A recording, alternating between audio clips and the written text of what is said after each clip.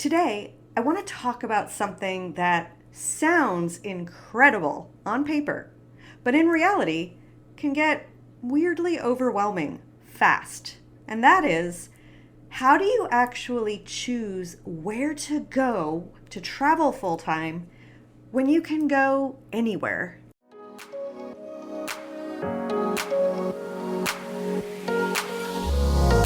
Welcome to How to Travel Full Time, the podcast that helps you turn your dream of full-time travel into a realistic and sustainable lifestyle. I'm your host, certified professional coach, TEDx speaker, and New York Times featured travel lifestyle strategist, Heather Markel. I'm excited to get you motivated and going with tips, real-life stories, and strategies from someone who's been living the lifestyle since 2018. Let's jump in.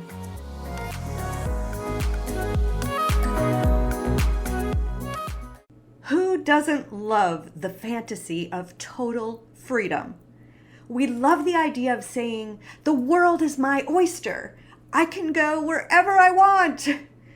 But when that is your actual life and you're the one who has to buy the plane tickets, that freedom stops feeling like a relaxing walk in the park, and it starts feeling like you're standing in the middle of a massive airport where every single departure board is flashing at once. And there are too many options.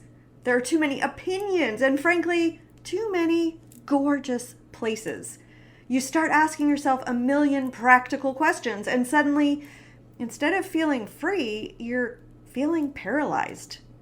In fact, after I went through my own year of getting ready to quit my job, to travel full time, and told my boss and actually quit my job, told my mother, and was finally free to go, I thought the worst was behind me. Instead, I spent 2 agonizing weeks trying to figure out where to go first. I wrote down countries on a piece of paper. I would list the pros and cons of each one. I used a pendulum to see where I wanted to go. I asked people for advice, and generally I got totally overwhelmed trying to figure this all out. So today I want to walk through the big things that you should actually be thinking about, especially if you're planning for full-time travel or a sabbatical or a major lifestyle shift. Now, I'm not going to give you an entire step-by-step process today, but I do want to help you filter out the noise.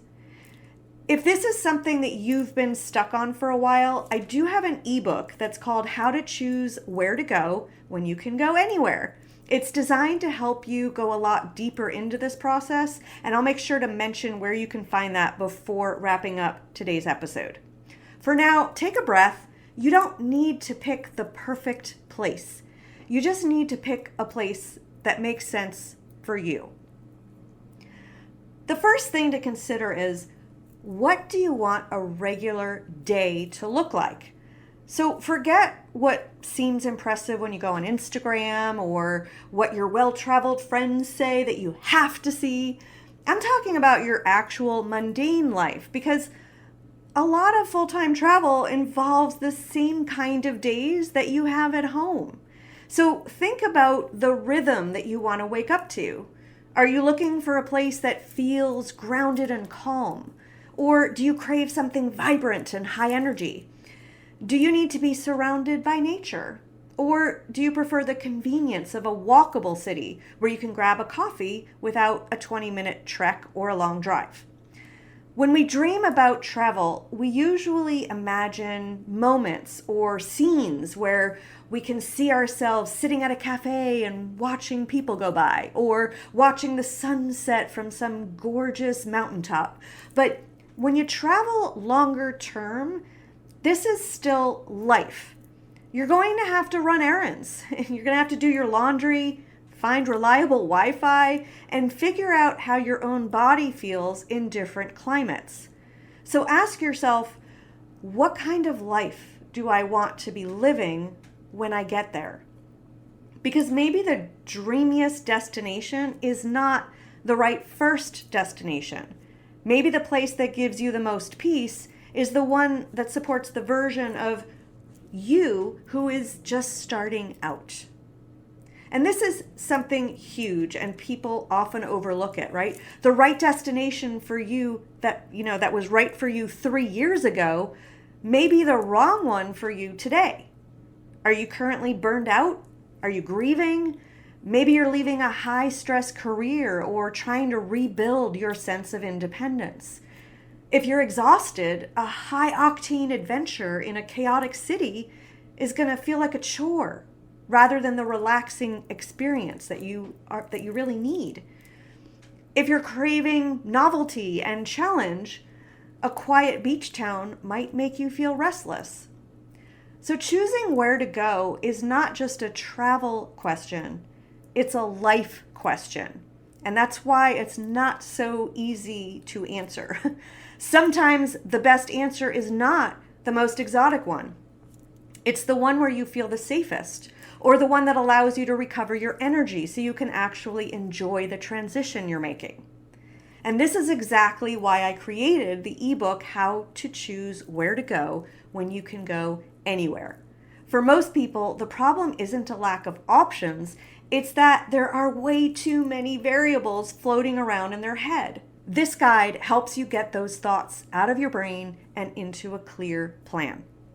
Talking about logistics is what keeps you from burning out. It may be unsexy, but it is important. A place can be stunning in landscape, adventures, activities, and people, and still be a terrible fit for your budget, or your work situation, or your tolerance for a language barrier. So be honest with yourself about things like, what does my budget actually support? What kind of climate does my body thrive in? How much infrastructure do I need so that I don't feel constantly stressed? What are the visa restrictions? When you're stuck on choosing a destination, it's usually because one part of you is choosing a place based on inspiration, while the other part is quietly panicking about the logistics. And you won't be able to move forward until those two parts start talking to each other. We often think about countries and weather, but we forget to think about people. Do you want to be anonymous and solitary for a while? Or do you need a soft landing where it's easy to meet other people? Travel is supposed to stretch you, but there's a big difference between a healthy stretch and unnecessary strain. You don't have to prove anything by making your life harder than it needs to be, especially right out of the gate. If you're feeling indecisive, it's probably because you're trying to optimize for everything at once. You want it to be cheap, beautiful, easy, adventurous, and have perfect weather. Usually, choosing well means picking your top 1 or 2 priorities and letting the rest be nice to haves. So are you optimizing for affordability, for personal growth, for rest? Once you know what matters most right now, the decision gets a lot clearer.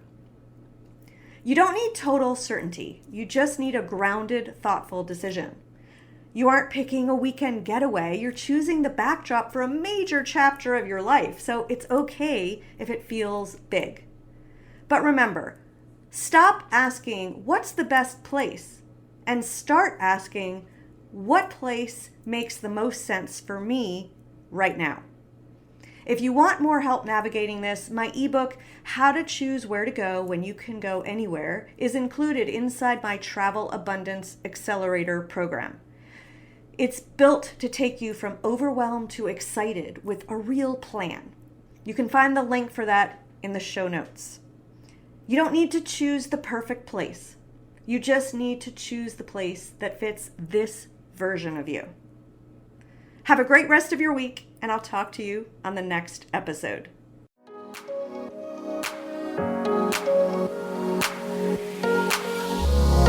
Thanks for listening. If you're ready to start living the full-time travel lifestyle, or you're already doing it and you want to make it last longer, I'd like to invite you to the Full-Time Travel Academy.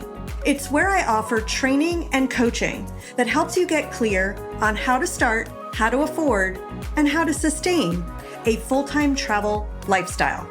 Learn more at www.fulltimetravelacademy.com. Have a beautiful week.